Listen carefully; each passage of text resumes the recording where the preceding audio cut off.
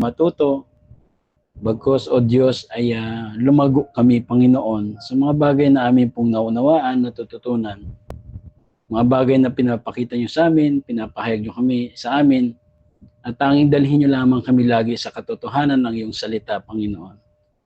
Kaya marami pong salamat at sa oras po ito, Lord, kayo pa rin po ang siyang makita sa mensahe, O Diyos, na maiyahayag at mapagbubulay-bulayan po ngayong gabi. Pinupuri ka namin at pinasasalamatan sa pangalan ni Jesus. Amen at amen. So, praise God at magandang gabi po muli sa ating pong lahat. Samahan niyo po ako po sa aklat po ng Matthew chapter 7, po verse 13 and 14, yung mga talata pong ito. Sabi pong ganon sa verse po, enter through the narrow gate, for wide is the gate and broad is the road that leads to destruction, and many enter through it. But small is the gate and narrow the road that leads to life, and only a few find it. Pumasok kayo sa makipot na pintuan, sapagkat malapad ang pintuan at maluwag ang daan na patungo sa kapahamakan. At marami ang pumapasok doon. Ngunit, makipot ang pintuan at masikip ang daan patungo sa buhay at kakaunti ang nakakakita nito. So, yun po, no? Another verses po ang ating pong tignan at pag-aralan po nang hindi po base doon sa opinion ng tao, kundi kung ano yung sinasabi ng Biblia tungkol po dito. So marahil, no, may mga kanya-kanya tayong idea or interpretasyon pagdating po sa mga verses po ito. But tingnan po natin, no, yung scripture na para mas maintindihan po natin ang katotohanan sa mga talata na ating pong binasa at pag-aaralan ngayong gabi. So madalas po, no, marami, no, may maging sa mga mananampalataya, pag narinig po yung verse po na yan na Mateo 7:13 to 14, madalas po ang kanila pong isip, immediately sila po ay napupunta doon sa parang fear mode. No, parang nandoon kagad sa takot. Kasi ang sabi po makipot ng pintuan, masikip ang daan patungo sa buhay. So parang yun po yung kagad na unang pumapasok, no, sa isip po. Na parang kailangan dahil masikip ang pintuan, merong parang takot na pwedeng maglagay sa puso po natin. Dahil mahirap ang daan. So yung mahigpit ang daan, parang gano'n, no? Parang mahigpit yung daan papuntang langit. Kailangan mong pagtiyagaan, kailangan mong pagsumikapan para makapasok ka. Kasi po ang sabi, only if you will be saved. Kasi nga sobrang hirap ng narrow road. At sa mahabang panahon, no po, yung fear-based interpretation, doon po na-shape yung mga Christian. Kaya kung paano na lang po tignan ng Panginoon na para lagi siyang mahigpit, lagi siyang nagbabantay, para bang ang ating Diyos ay lagi na lang siya naghihintay ng pagkakamali. But here's the shocking truth, no? Jesus was not describing yung difficulty of salvation. Sa mga verses pong ito, he was exposing the deception of self-righteousness. Again, ulitin ko po. So Jesus, no, was not describing the difficulty of salvation. Sa mga talata pong ito, hindi ho pinaliliwanag ng Panginoon, binibigyan kahulugan ng Diyos kung gaano kahirap maligtas.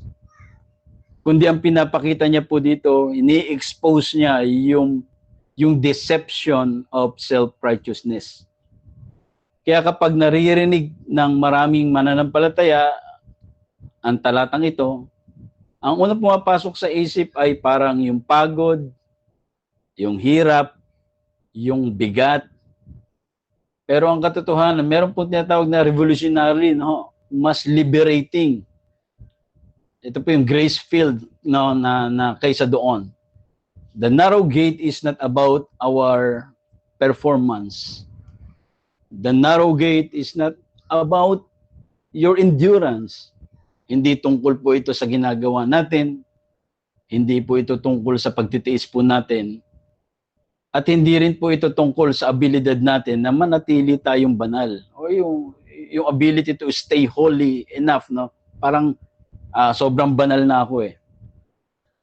Kayo makipot pong pintuan na hindi po ito tungkol sa lakas natin, maging sa disiplina po natin, o kakayanan mong mabuhay ng tama. And the narrow gate is not something you do, it's something you trust. The narrow gate po is not a path, hindi ito isang daan ng isang rule, hindi po ito daan ng isang lifestyle, or isang daanan ng isang moral record. Hindi rin ito yung spiritual performance. Ito po ay person, and His name is Jesus. So ngayong gabi po, we will unpack what Jesus truly meant, and it will change the way kung paano natin i-view yung salvation forever. So ako rin po, ganyan din po ako noon nung una kong naririnig tungkol sa pintuang masikip. Para bagang ang hirap noon dahil makipot ang daan, talagang mahirap yung gagawin, mahirap yung dadaanan, mahirap yung mararanasan. Pero nung natuto po akong maunawaan na aralin ang salita ng Diyos, hindi based doon sa narinig ko, hindi based doon sa opinion ng isang tao, kundi based doon sa salita talaga ng Diyos at kung ano yung truth about doon. So yung konteksto ng salita po ng Panginoon. So yung context po, let's pay close attention. Bago po natin i-interpret the narrow and wide gate, yung makipot at maluwag na daan, una ho sa lahat, kailangan muna nating maintindihan kung sino ang kausap ni Jesus. Kung sino ang kausap ni Jesus bago niya po sabihin itong mga salitang ito. So madalas po gano'n, every time, matutunan po natin na kapag tayo po ay mag-aaral po ng salita ng Diyos, huwag po nating makasanayan na yung pipili lang tayo ng verse at magpe-pray ka tapos ipaliliwanag mo ng sarili mong opinion. Tignan po natin ang konteksto ng salita po ng Panginoon. At ganun po ang pag-aaral po ng salita ng Diyos. Kaya marami po tayo, minsan, ako po ay naging buhay ko rin ganyan noon, na kung ano yung makita kong verse, bibigyan ko ng explanation, tapos iba rin yung explanation ng isa, iba rin yung explanation ng isa. So hayaan po natin yung Biblia po mag-explain.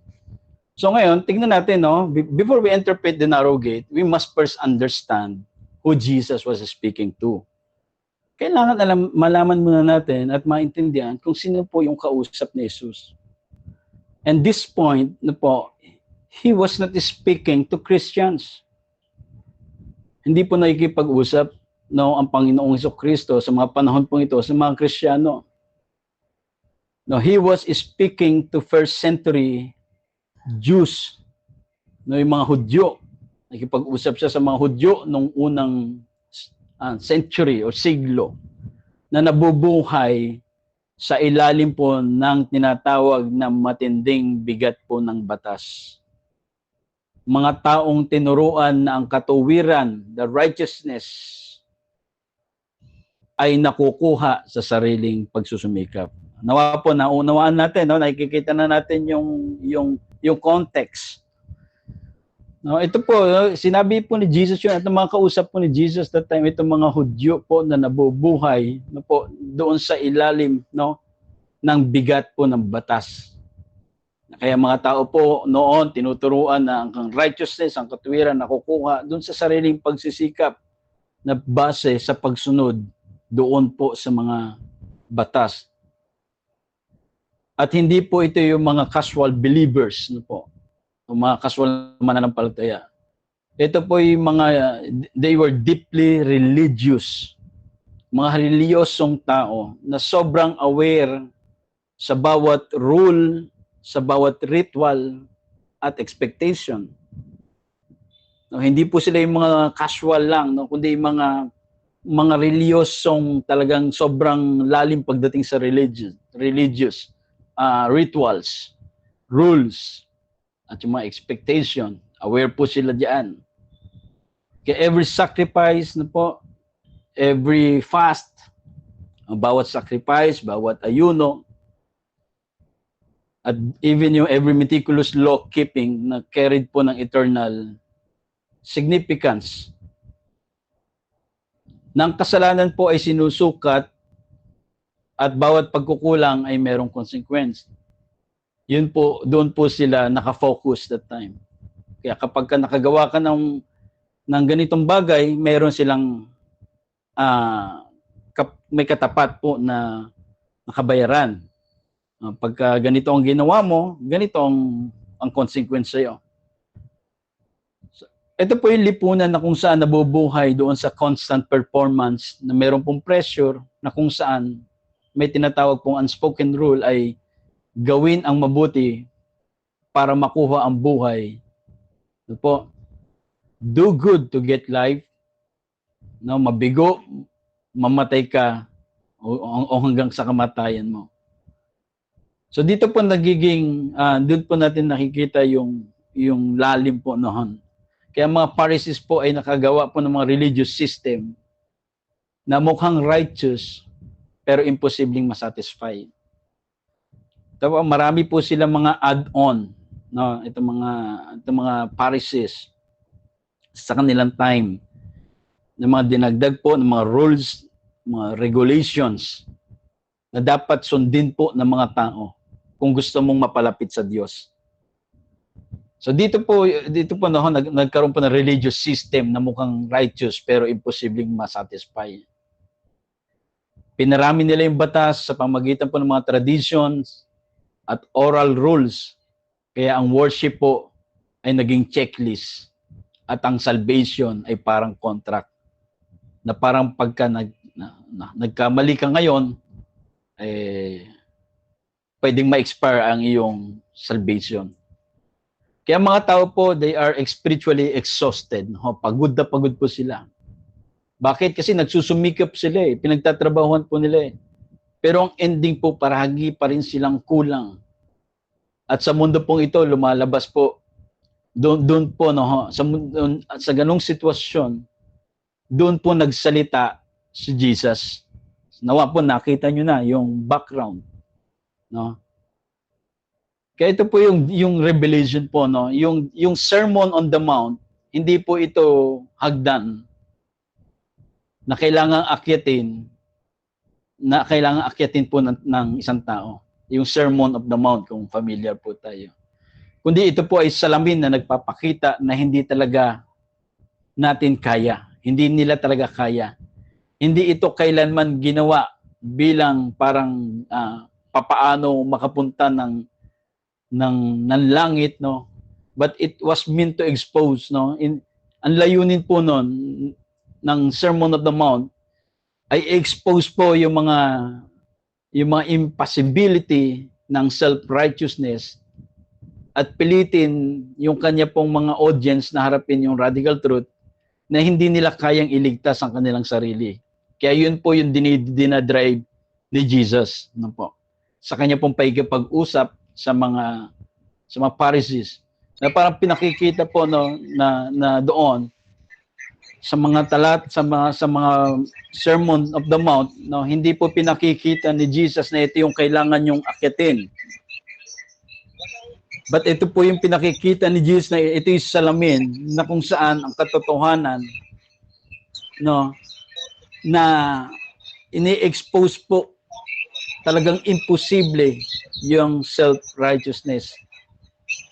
Ayun po yung audience po nila na harapin ang katotohanan na hindi nila kayang iligtas ang kanilang sarili. Amen. So, may naka-open po bang mic? Ano po si Sister Cindy ng yung mic po? No po. Ano po? Ate Cindy.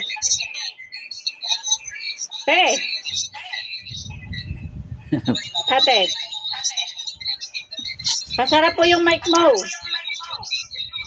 Hello Wala po, na, putol na. Pop. Okay, sige lang po. Tuloy na natin. Okay po. Ano nyo na lang po, pakinggan nyo na lang po na maigi na po. So, yung ating pong, yung kanila pong performance, yung ating performance, sacrifices, and effort, wala ni isa po ito na magbubukas po doon sa gate o sa pintuan ng buhay. Kaya ang batas po ay pwedeng magpakita po ng yung law, nire-reveal niya po yung sin, but it cannot remove it. So yun po yung katotohanan na po na yung batas na dinagdag ginawa po ng mga Pharisees na nare-reveal lang, na-expose lang po yung sin. Opo. Pero hindi niya kayang i-remove po yun, no? Malinaw po ba? Naintindihan niyo po ba? O medyo nakakaagaw po ng inyong ano? Pastor, masakit po kasi sa tenga. Siguro Opo, ano, kahit dito wait po, lang po, medyo ano ano. rin. Siguro po ay i-out muna si Sister Sandy and then saka po i-add ulit. Sige po, pasuyo na lang po. Ano po, Sister Selena, yung kapatid mo po para mawala po siya dyan.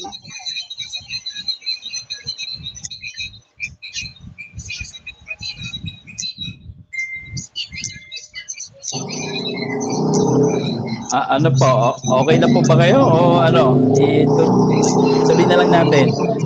At nakaka-distract po, Pastor. Oo nga po eh.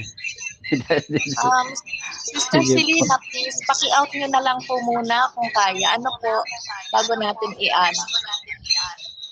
Sister Selena, pakicall po ng kapatid niya para ano.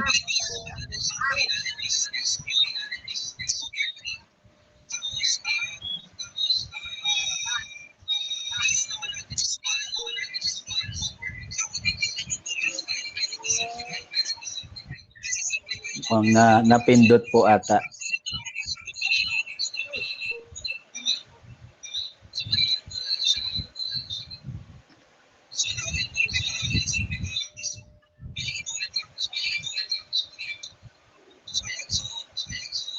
Hindi, andiyan ka pa po.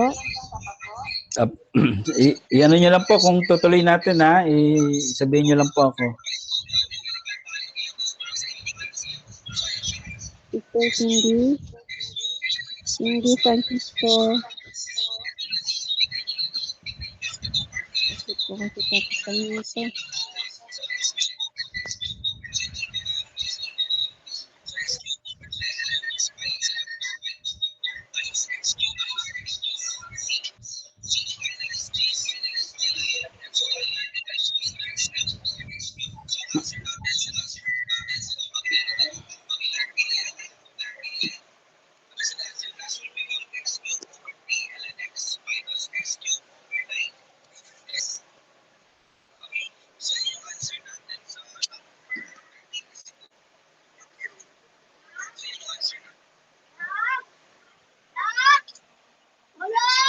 Oh, bakit?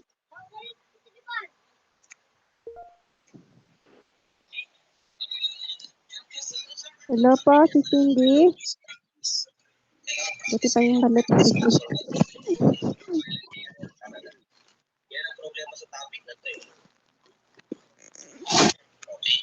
Hello po, Sister Cindy. Mute po ng microphone po.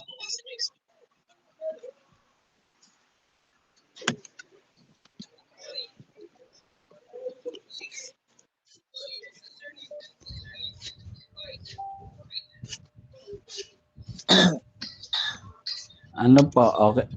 Tuloy na po natin.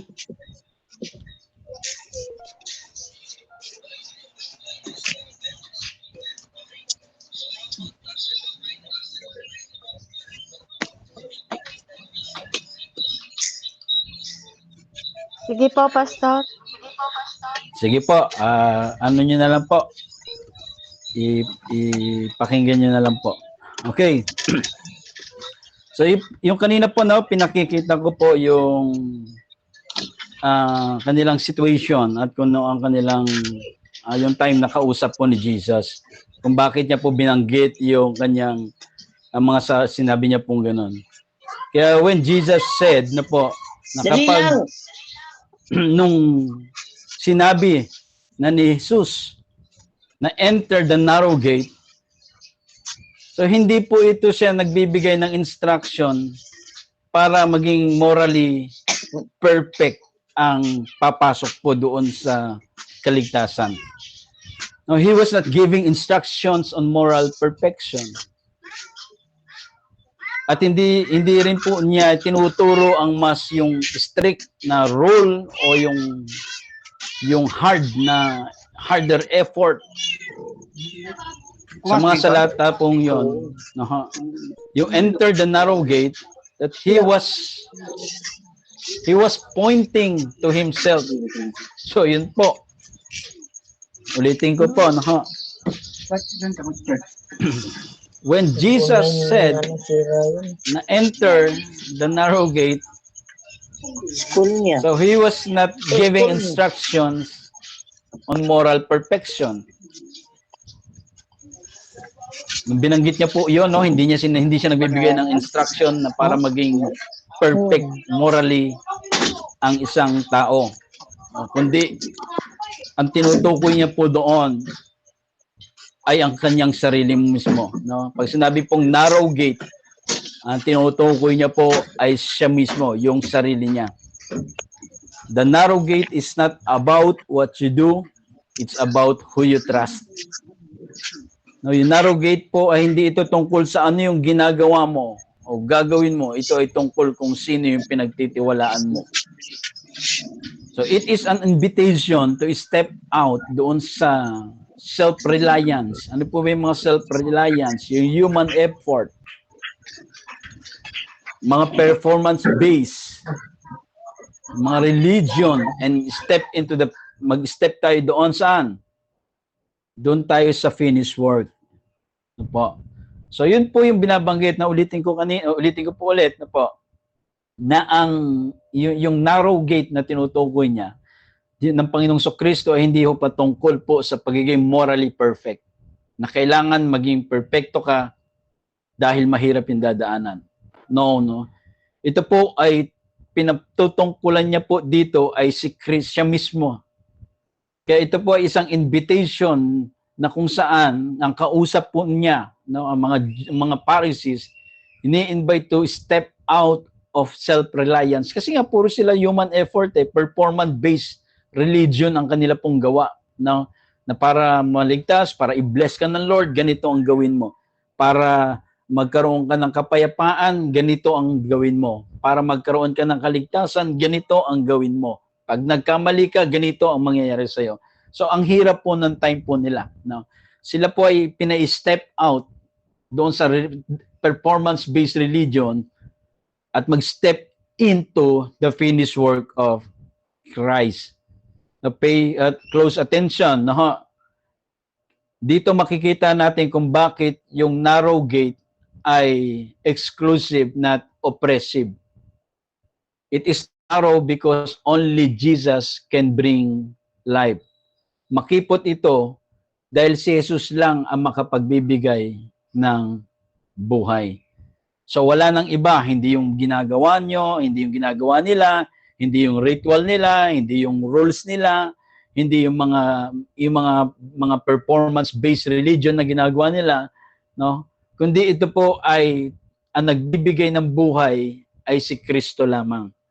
So kaya po yun ay makipot, not their works, not their holiness, and their discipline, only Jesus lang. And once na maunawaan natin the context, no, ang mga tao po ay, sila po ay, they are crushed na po. Itong mga tao, crushed po ng mga imposibleng rules at mga promises na they could never keep. No? Ang dami kasi noon.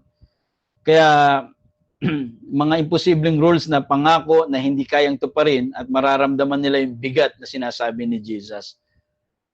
Kaya, ang Panginoong Kristo, ino-offer niya no, He offers a door that is narrow. Yes na po, but ito po'y open to all, that who will stop na ito po'y bukas sa lahat. Natitigil saan? Hihinto sila sa pag-asa sa sarili nilang lakas, sa sarili nilang effort, at titingin kay Kristo. Si Kristo lang ang kanilang titingnan. So ganun po yung context po noon, no? Kasi hindi po yung mga kanilang ginagawa, mga effort po nila ng mga religious activities po nila, rituals po nila, no? Kaya minsan napakarami po para maging malinis ka, marami kang gagawin. So lahat po yun ayun yung tinutukoy po ni Jesus na malawak na daan. Na akala nila doon nila makukuha ang buhay. Pero yung makipot po na daan ay si Kristo lang po ang magbibigay. And that time, ayaw nilang tanggapin yung Kristo na yon. Mas pinipili po nila na mabuhay po doon sa law at doon sa mga religious, sa mga rules and regulation po na i-add-on po ng mga Jews, ng mga Pharisees. Kaya tingnan po natin na narrow gate na po, ang katotohanan po, yung makipot po na daan, hindi po ito mahirap. Tinatawag po nilang it is a exclusive. No, yung Greek word po ng narrow is tsilibo. Nang meaning po ay restricted, nangangahulugang restricted, compressed, o isang bagay lang ang kasya. Yung narrow po na binanggit, narrow gate, ang tinutukoy daw po doon ay isang bagay lang ang kasya. Hindi marami, isang bagay lang ang kasya. Hindi po ito tungkol sa hirap, no?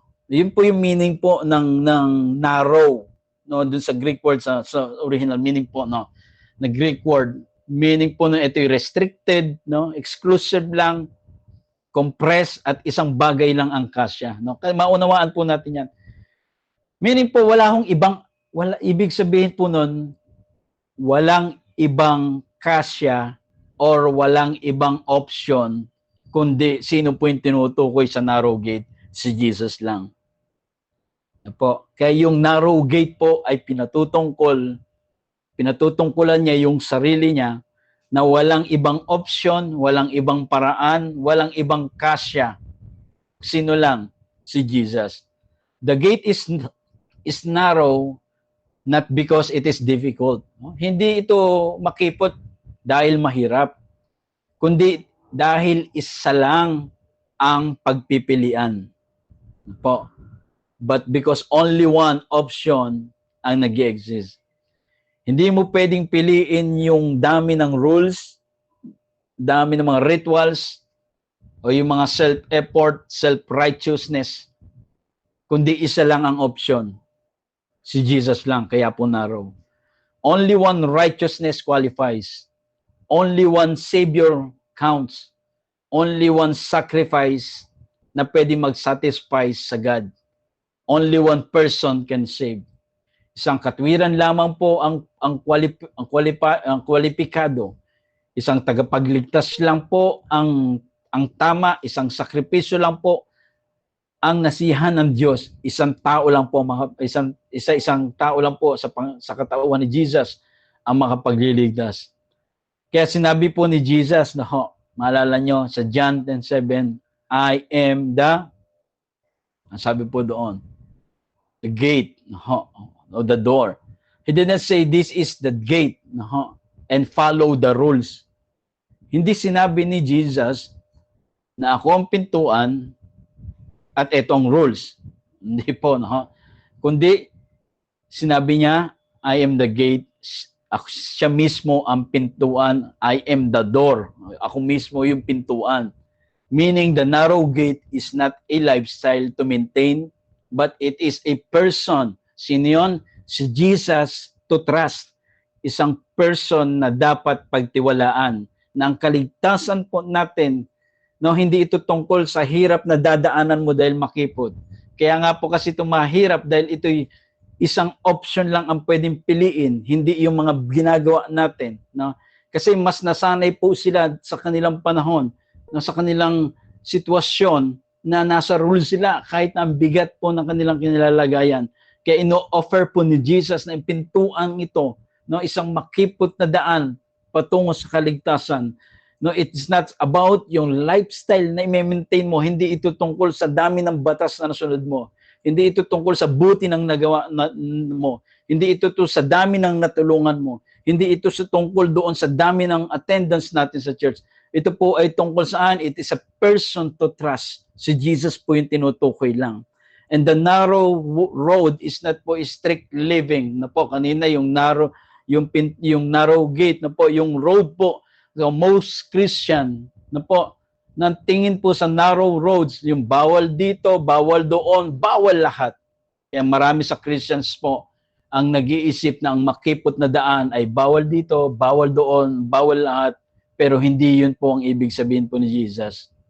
The road is narrow not because Christian life is suffocating na po. Hindi ito yung buhay Kristiyano na parang nakakaubos ng lakas, nakakakapos, kundi dahil isang uri lang ng katuwiran ang makakalakad dito at ano po yun, at there's only one kind of righteousness can walk on it. At hindi ito yung sa atin, kundi sa righteousness. Kay Kristo po yon. So yun po yung tinutukoy po doon. Hindi ito doon sa mga bawal dito, bawal doon, bawal yan. No po? But I'm not saying na pwede natin gawin yung mga yon. Hindi po yun ang pinupunto po natin. No, hindi ko sinasabing pwedeng gawin yon. Pero hindi po yun, hindi ko sinasabi pong ganun. Pero madalas po kasi na i-connect po, no, yung bawal ganyan, bawal ganito. So akala nila yun ang narrow roads. No? But si Jesus po, hindi yun po ang tinutukoy niya. That human righteousness, meaning hindi ito fit, no?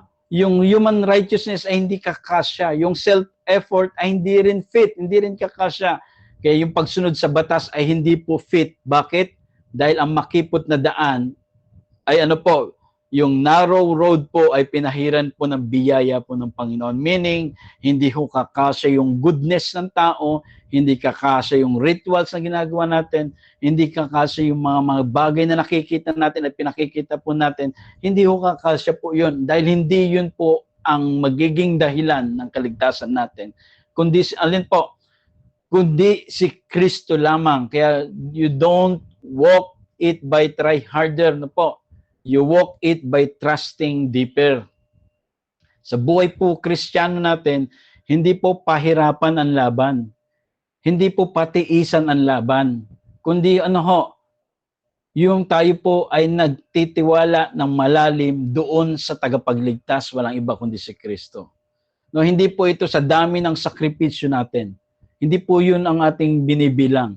Hindi ito yung sa dami ng nagawa mo, hindi ito yung sa dami ng tiniis mo, hindi ito yung sa haba ng panahon na talagang hirap na ginawa mo para sa Panginoon. Hindi po yun ang ating lakad na dapat na maunawaan. But ang lakad po natin by trusting deeper. Kanino po? Kay Kristo. The narrow road simply means yung self-righteousness is not allowed. Only the righteousness of Christ can stand on it. No, hindi ho pinapayagan yung mga self-righteousness. Kundi tanging katuwiran lamang ni Kristo ang makakalakad doon sa makipot pong daan na yon. Ano po yung self-righteousness? Ito yung mga binibilang natin ng tao na sa kanilang ginawa, doon sila nagiging righteous. No, dahil sa kanilang haba ng prayer, doon sila nagiging righteous. No, self-righteousness po yon. No, kaya hindi po fit po doon sa narrow road. Ang tanging fit po sa narrow road na tinutukoy po ng Panginoon ay tanging yung righteousness ni Christ lang ang siyang pwedeng makalakad dito. Kaya yun, nasabing ganoon, kukonti ang nakasusumpong. No? Kukonti lang. No? Yung kukonti ang nakasusumpong, hindi ibig sabihin po noon na kakaunti lang ang maliligtas kasi mahirap ang patungong kaligtasan.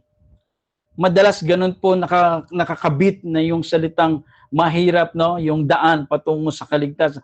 No, gaya na sinabi ko kanina po, no, hindi yung narrow, hindi ito tungkol sa hardness na po. But ito po yung pagtitiwala natin kay Christ. Kasi bakit hindi ito tungkol sa effort mo Tungkol ito doon sa sinasampalatayanan mo. Kaya yung tinatawag na marami ang nakasusumpong na parang ibig sabihin ng iba ay kukonti lang ang maliligtas kasi mahirap ang kaligtasan, mahirap ang buhay patungong kaligtasan. At marami ang iniisip daw po, no, yung few ay nangangahulugan konti lang yung maliligtas kasi nga sobrang hirap. Pero yun ba yung binabanggit po ni Jesus, no po? The narrow gate, ang makipot-pundaan ay hindi po tungkol po sa kukonti, hindi dahil kukonti siya dahil mahirap. Kaya po kukonti dahil ito po ay dahil ito po ay offensive to the proud. Offensive kasi sa mga Pharisees po 'yon. Kasi ang audience niya at that time, itong mga Pharisees, ng mga Jews. No, kaya sinasabi po niya na kukonti yung nakasusumpong kasi nga ayaw nilang tanggapin. Mas gusto nila na gawin yung kanilang rituals, yung kanilang rules, yung kanilang law na ginagawa. No, ayaw nilang tanggapin, kaya ito po'y offensive. Kaya dahil dito po nasasaktan po yung sila, no, ayaw nilang nasasaktan sila. And most people want option na po kasi marami rin tao, no, kahit siguro sa panahon po natin, gusto nila meron ang tao contribution. May contribution, bakit sila kaya ako naligtas kasi ganito yung ginawa ko meron akong ginawang ganito, ganyan. No, parang may dinadagdag ka, may effort, no, at ang bagay po na parang may pagmamalaki, no, kundi yung kaya yung biyaya po, inaalis niya po yung mga bagay na pwedeng ipagmalaki po natin. Di ba? Kaya nga tayo daw po ay naligtas dahil sa biyaya lang ng Panginoon. Para wala po tayong ipagyabang. So pinakikita po doon na kasi minsan ang tao mahilig po doon na meron silang contribution. Kaya ako binless ng Lord. Alam mo kung bakit? Kasi ganito yung ginawa ko. Kaya yung blessing dumating sa akin. So, kailangan po nating maunawaan po, no, na tayo po ay lumalakad na kung saan hindi dahil sa bagay na ginawa natin. Po. Kung tayo po ay nakaranas ng blessing ng Lord, hindi dahil sa ginawa po natin yon, kundi dahil sa dahil mabuti yung Diyos po natin. Dahil mabuti yung Panginoon po natin. No, kita nyo, di ba, sinabi nga na kahit na yung ulan po ay pinauulan sa mga mabubuti at masama. So kung dahil lang sa mabuti, edi dapat yung mga masasama hindi nakararanas. Pero pinakikita po doon na ang kabutihan po ng Diyos ay hindi dahil sa mababait tayo, hindi dahil sa mas masama ito, mas mabait tayo, mas marami tayong blessing. No, hindi po yun. No? Kundi maunawaan po natin kung sino yung Kristo po natin. Kaya kakaunti po yung pinapasok, not because it's difficult, kaya kaunti ang pumapasok, hindi dahil mahirap, but because sino po, no? Kundi dahil tanging yung mga nagpapakumbaba lamang, yung mag-a-admit lamang na magsasabi, Lord, I cannot save myself. Sa'yo na ako magtitiwala. So kapag kabanon po ang naging sitwasyon na po niyan, so ibig sabihin hindi ka na nakarely doon hindi ka na nakarely sa effort mo.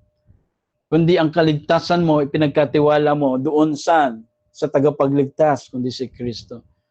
So yun po yun, no? Ibig sabihin, ibinababa mo yung sarili mo, tinatanggap ng tao kung sino si Kristo.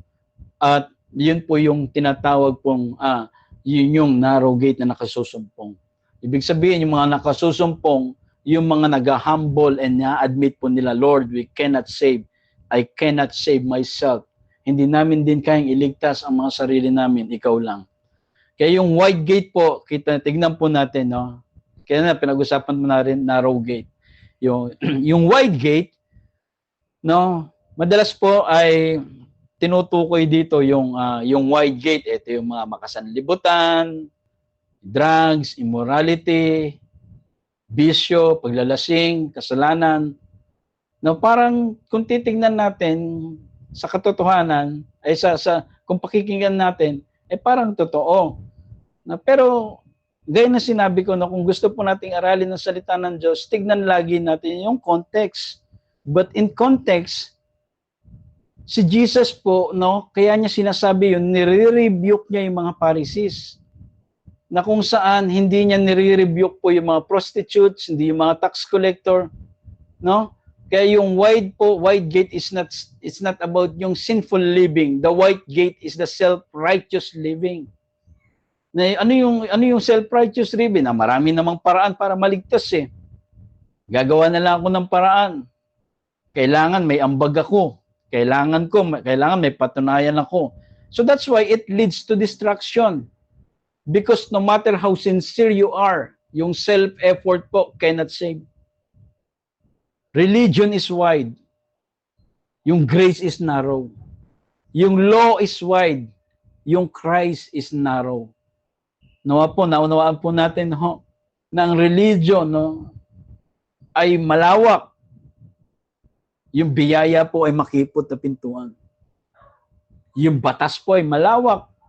Pero si Kristo po ay makipot.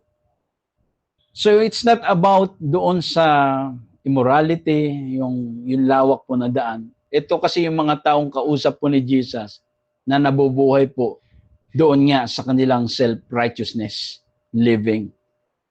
Na kung saan nakala nila yung kabanalan nila ay nakukuha nila doon sa bagay na rituals, doon sa bagay na mga traditions na ginagawa po nila. Kaya ito po ay naglilido po ng distraction. So when Jesus said, enter the narrow gate, He was saying, enter into me. No, hindi ito try harder, no, kundi hindi ito yung kailangan panindigan mo yung pananampalataya mo. The narrow gate, ito po ay tungkol kay Kristo at si Kristo lamang at wala nang iba. So you don't need to squeeze into narrow gate through obedience. Hindi mo kailangan parang squeeze yung sarili mo doon sa narrow gate para sa obedience. Hindi ho ganon. You walk freely through it because Jesus opened it with His blood. Binuksan po ni Jesus yung pintuan at ang sinasabi niya, pumasok kayo sa akin. Di ba sinabi niya nga po, sabi ko kanina sa John, siya ang daan, siya ang pintuan. Sabi niya ganon, I am the door. At yung door po, na tinutukoy po, ito po'y connected po doon sa Kanya. Na kung saan pinakikita ng Panginoon na hindi ito tungkol sa self-righteousness. Ito'y tungkol sa righteousness ko. So kapag pumasok tayo dito kay Kristo, iniiwan po natin yung mga self-righteousness po natin na pamamaraan. Kundi binigay ni Jesus ang Kanyang righteousness and we need to walk freely through it because Jesus opened it with His blood. You don't walk to become righteous. Hindi tayo lumalakad para maging righteous. Lumalakad po tayo kasi we are already righteous because you are already. No? Hindi po ito daan na kung saan para i-earn po natin through behavior. Ito po ay daan na kung saan tinatanggap natin, nire-receive natin yung grace ng Lord. So you don't earn the right to walk. No po, hindi mo nga in-earn po, hindi nga tayo wala nga tayong karapatan para lumakad eh. Pero pumasok doon tayo sa pamamagitan po ng pananampalataya, pagtitiwala at pagsuko. No, siya po yung door, no? Kaya ang taong sumasampalataya kay Kristo po nakakapasok po doon sa door po na 'yon. Tinatanggal natin lahat ng yabang natin, tinatanggal lahat natin ng pagmamalaki natin. No, na tayo pong mga Christian, tayo po ay binibless ng Lord, hindi dahil mabuti ka, kasi kapag ganoon ang mindset mo, nagkakaroon ka ng mixture, no, na kung saan self-effort kaya may result. No, hindi po. May blessing na dumating sa atin kasi bakit? Biyaya ng Panginoon. In the first place, hindi tayo karapat-dapat, pero binibigyan po tayo. Lahat tayo makasalanan, pero niyakap po tayo. Namatay si Kristo po para sa atin. So, yun po yung tingnan natin. Kaya pakinggan ito natin mabuti na ang makipot pinpuntuan ay makipot hindi para limitahan ka, kundi para alisin lahat ng bagay na hindi makakapagdala ng buhay. Remove everything na kung saan hindi makapagdadala ng buhay. Only what is from Christ, no? Tanging ang galing kay Kristo lamang ang makadadaan. So dito nagmumula ang dahilan kung bakit ang kaligtasan ay hindi tungkol sa pagsusumikap. I-unload mo lahat. Lord, wala akong kayang gawin. Hindi ko kayang maging blessed. Hindi ko kayang maging righteous. Hindi ko kayang maging holy. Hindi ko kayang maging matuwid. Hindi ko kayang maging kaibig-ibig. Hindi ko kayang maging malinis. Papasok ako sa iyo, Panginoon, at sasampalataya ako sa iyo. at lalakaran ko kung ano yung binibigay mo. So yun po yung invitation po ng Panginoon sa atin at maging sa mga kausap niya before, na kailangan nilang tanggalin yung kanilang mga rituals, kanilang mga traditions na kung saan akala nila yun ang makakapaglapit sa kanila sa Diyos. Pero ang sinasabi ni Jesus, hindi yan, kundi merong narrow door, narrow gate. No, hindi yung mga ginagawa niyong marami, kundi merong isa lang, narrow. Bakit isa? Kasi isa lang ang option doon. Wala kang ibang gagawin, wala kang idadagdag, kundi it is yung deeply trusting to God, deeply trusting to Jesus. So yun po yun. It is entirely about who you are in Christ and not what you do. No, hindi ito tungkol sa dami ng ginawa mo, hindi ito tungkol sa dami ng verse na alam mo, hindi ito tungkol sa dami ng kaluluwang na dala mo sa Panginoon. Ito'y tungkol kung sino tayo kay Kristo.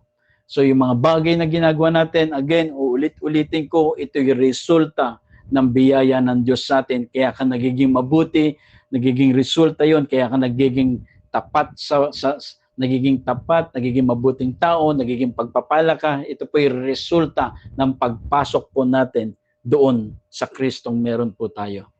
No po, hindi ito yung dala-dala natin bago tayo pumasok. Pinaalis yun. Bakit? Kasi self-righteousness yun eh. Tanggalin mo lahat, isa lang ang option, si Kristo lang. At pag nakikristo ka na, doon makikita yung resulta ng kabutihan, doon makikita yung resulta ng pagbabago ng buhay, pagbabago ng sitwasyon. So yun po ay result po. No? Kaya first step po natin, first stop trying to earn what Jesus already finished. No? If Jesus is the gate, then our salvation is not fragile. Hindi ito nasisira, hindi ito nawawala. So you don't hold the gate open. Hindi ka yung parang pumasok dun sa gate, tapos yung dalawang kamay mo ay nandun sa kaliwat kanan para hindi ka pagsarhan. Hindi po ganun, ho. Siya mismo, si Kristo mismo yung pintuan at siya ang may hawak po noon. No po, kaya pangalawang bagay, reject po natin mga religious pressure, no? Kasi ang sabi ng religion, try harder, pero ang sabi po ng biyaya ng Panginoon, it is finished. The narrow way means staying rooted in grace, not returning to performance. Po, staying rooted in grace, sa biyaya lang ng Panginoon, hindi dito sa performance natin. And we need to live from identity, not performance. You don't walk to become righteous, you walk because Christ already declared you are righteous. No, you don't walk to gain life. Hindi tayo lumalakad para makatanggap ng buhay. Lumalakad tayo kasi binigyan tayo ng buhay ng Panginoon. Kaya makipot pang pintuan ay hindi ito warning, ito po ay invitation. Hindi ito burden, kundi blessing. Kasi hindi tungkol sa iyo, tungkol kay Kristo eh. Tanggalin mo yung bigat mo. Pumasok tayo doon sa regalong binigay ng Panginoon. Isang regalo po na makipot na pintuan ay si Kristo lamang. Kaya malapad po na pintuan ay sarili, yung malapad po na pintuan ay sa sarili mo lamang. Yung malapad po na pintuan ay patungo sa kapahamakan. Bakit? Dahil nakadepende ito sa iyo. Kaya ang makipot pong pintuan ay patungo sa buhay dahil nakadepende ito kay Kristo. No? Kaya ulitin ko po, yung malapad pong pintuan ay patungo sa kapahamakan dahil nakadepende sa iyo. Pero yung makipot na pintuan, patungo sa buhay dahil ito'y nakadepende hindi sa iyo kundi kay Kristo. At narito po yung bagay ng katotohanan, nang naniwala ka kay Kristo, hindi ka lamang pumasok sa makipot na pintuan, naging isa ka saan? Sa tagapangalaga po ng pintuan.